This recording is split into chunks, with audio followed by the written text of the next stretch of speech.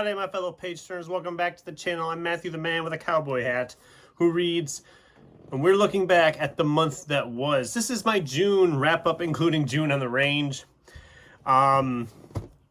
We had a pretty good month of reading in June. We finished 10 books in June. 2 of them were carryovers from last month, and we've got 2 that will be carrying over here into July as well. Let's talk about the ones we didn't get to. We never got started with Ralph Compton's The Border Empire. I'm going to go ahead and just put this one away and maybe pick it up next year for June on the Range. I don't read a lot of Westerns, and the ones I do read, I kind of just stick in that June time period. So, Border Empire we didn't get to. Maybe next year. We'll try again. We didn't get finished with Cowboy Fing's Space Bar and Grill by Stephen Brust. We are maybe a third of the way in as I'm filming this. This will probably be one of the first ones I finish for the month, as it's the one I'm farthest along with. So far, there's things I like, there's things I don't like. It's kind of middling for me right now. I like the setting, I like some of the ideas they're throwing around, but the characters are just bland as bland can be, to my mind. Hopefully it gets better, but right now it's just kind of very middling. I'm also barely started with Jeanette Ning. I'm going to just say Ning. I'm not sure how to pronounce NG. Under the Pendulum Sun, I barely got started with this at the end of June. So this will be the first one another one I'll probably finish earlier in July, but I have really little thoughts because I'm not very far into it yet. So, okay. Let's talk about the stuff I actually did get read. Starting with the ones that carried over. This I finished right on June 1st because I was trying to finish it at the end of May but didn't quite make it. But this is George R.R. Martin's A Clash of Kings, a very thick tome and the biggest book I've read so far this year. I really liked this as a continuation of where Game of Thrones was. But I didn't love it as much as I loved the first book. It felt like we had, and I know this is me being stupid. There's a lot of plot threads floating around in here. And there was in the first one. I know that's this series in general. That's why these books are massive. But some of this plot lines I just didn't care about. And obviously I'm going to keep on with the series. This was a 4-star for me. But I'm wondering if when I finish reading them, if they're ones I would read again. Or if I will let that collection go when I finish. I don't know when I finish because, you know, the last book hasn't been finished yet. But we'll see. We'll see how it continues on when I go into book 3. I've heard some people say that book 3 is a lot better than book 2. So maybe it'll kind of course correct for me. We'll find out. We'll see. Then we have John Marrs, The Marriage Act.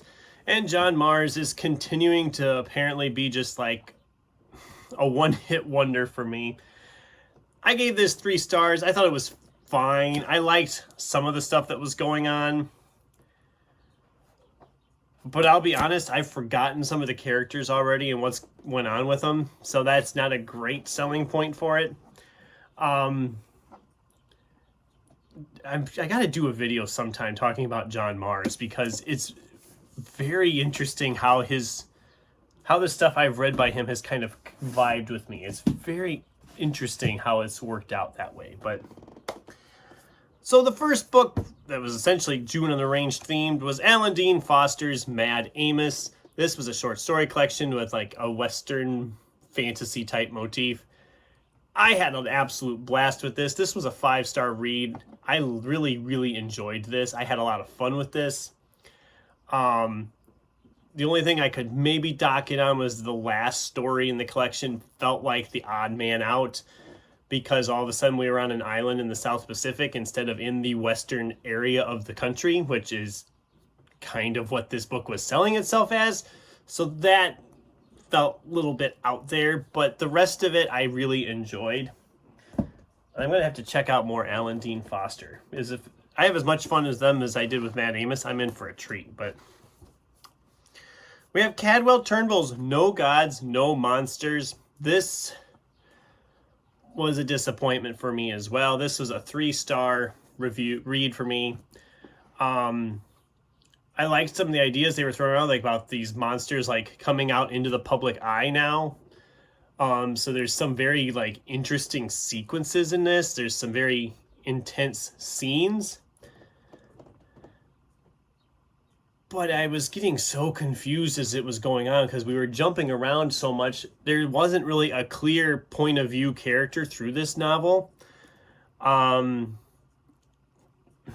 it just wasn't for me. I wanted to love this thing. I really did. And it ended up being more of a chore to get through than anything.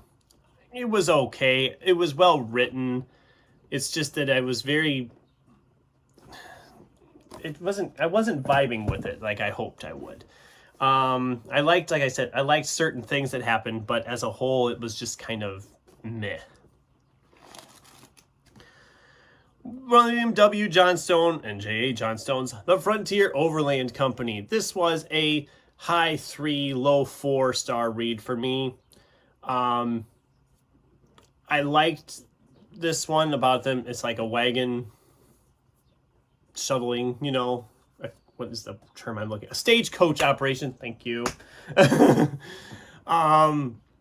I was intrigued by that. I liked how the story was going. There was some like legitimately fun moments. There was some moments where it almost had like a Home Alone type vibe, if that makes any sense, with these guys that they set traps for. I was like, okay, and it was like surprisingly violent at times too. I really enjoyed this one a lot. I did dock it a little bit because it felt like we were wrapping things up, and then we all of a sudden threw a huge plot thread in like the last 10, 12 pages so we can continue on to a second book. The second book haven't found or picked up yet, but I am going to be picking it up because I did like the characters and I liked what was going on here. I just hope that second book doesn't end in a cliffhanger, because as of now there is no third, and that will disappoint me if that's the case. So we dived back in with William Kent Krueger. This is Iron Lake, the first in his Cork O'Connor series. I had a really good time with this one as well. It started out a little slow for me, but once it got going, I was like really into it. This was a high 4-star for me. I didn't like it as much as This Tender Land, but I really liked a lot of this book. I just thought it was a little slow on the start. Once it got going, I was very intrigued with what was going on. Spoiler alert for the people in the audience who get frowned about these things. A dog does get killed in here, so that might turn some people off. Just a warning to those of you, Cat, who have issues with authors that do that. But it was really good otherwise. Then we had The Moonshine War. Elmore Leonard, this is not really a Western, but it's kind of like that in Prohibition era about moonshine runners and all that. I really liked this one too. This was 4 stars as well. And again, for the people, Cat, a dog does get killed in this too. I was like on a really bad run here with books, and it's going to continue. But this one, they barely focused on the dog. It wasn't like the dog was barely acknowledged in the story, unlike Iron Lake, where we built up the dog.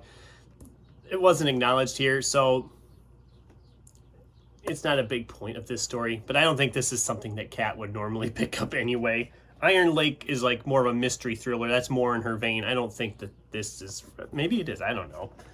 I liked it. I didn't like the dog getting killed, but I liked the story. I liked that like slice of history. It felt very historical fiction-esque. I liked the characters quite a bit. This whole shootout that comes over just because this guy's protecting his moonshine. I thought it was a lot of fun. I really enjoyed it. I broke my TBR and picked up Toshikazu Kawaguchi's Before We Say Goodbye. I read the first story. There's always like 4 stories in these books. I read the first story and I was kind of let down because it felt like this was, as a whole, was getting repetitive. About they come into the cafe, they sit down, have the coffee, travel back in time, and talk to people that they kind of did wrong or whatever. I was like, okay, this is getting really repetitive all the time. And then the second story happened and it freaking broke me to pieces.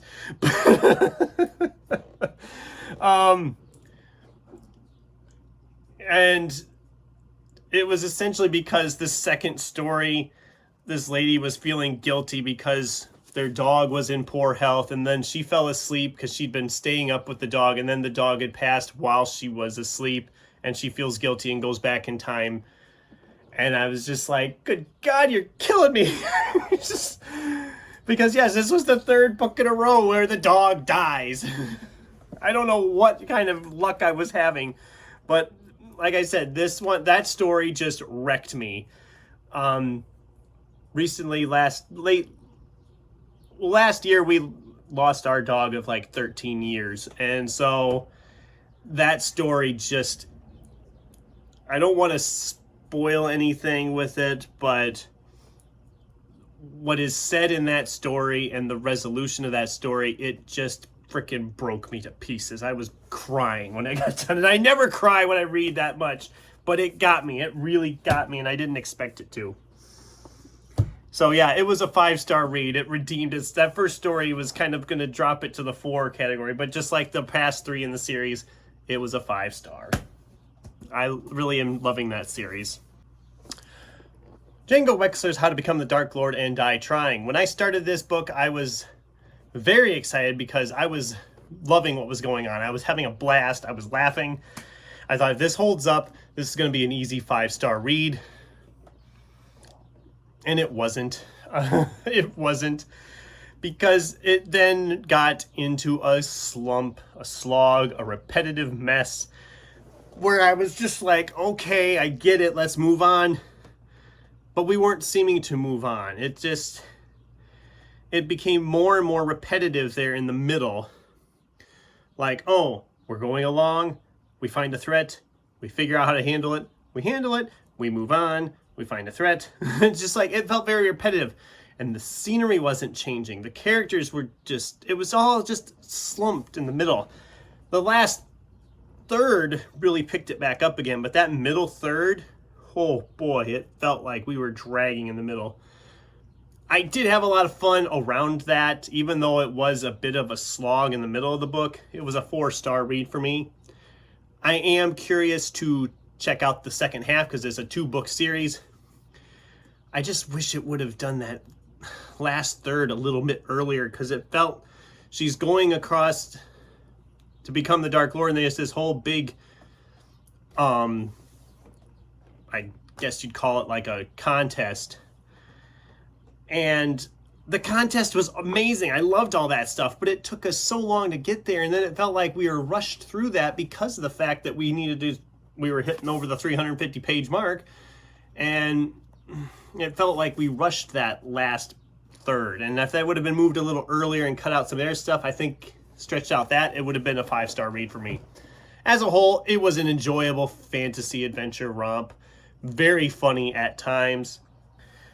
I'd highly recommend checking it out. Maybe my feelings are just weird like that. It just felt like we slogged in the middle.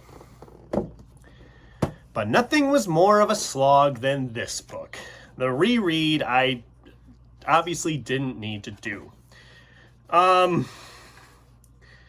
Back in 2009, so 16, 17 years ago, I was still a huge following of Angels and Demons and Da Vinci Code. And so when The Lost Symbol came out, I was ecstatic. A new book in the series I had a lot of fun with.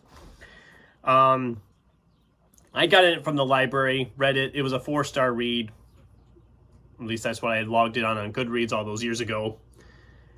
And then when it came out in mass market paperback, I picked up my own copy to add to my collection because I had the other 2 in mass markets, so keep the set similar, as you know.